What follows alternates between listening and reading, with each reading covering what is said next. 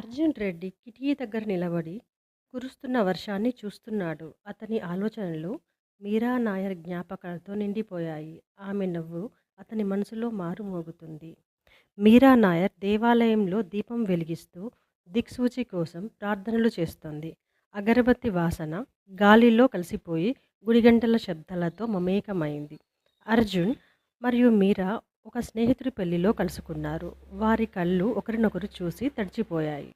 అర్జున్కి best friend అయిన రవికుమార్ ఆ దృశ్యాన్ని గమనించి నవ్వుతూ అతన్ని తట్టాడు. మీరా సిగ్గుతో నవ్వింది. ఆమె చెక్కిళ్ళు ముదురు గులాబీ రంగులోకి మారాయి.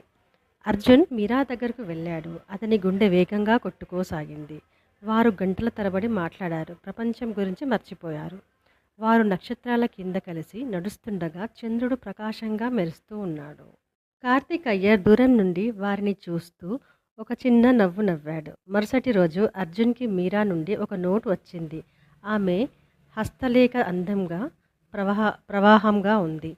మీరా తల్లి లక్ష్మీదేవి తన కుమార్తె ప్రవర్తనలో మార్పు గమనించింది. వారు మాట్లాడుతుండగా వంటగదిలో తాజా కాఫీ వాసన వస్తూ ఉంది. అర్జున్ మరియు మీరా మళ్ళీ కలుసుకున్నారు. అది ఒక కేఫ్లో, ప్రశాంతమైన కేఫ్లో. వారి ప్రేమ కథ నవ్వులతో కలలతో నిండిపోయి మరింత వికసించసాగింది.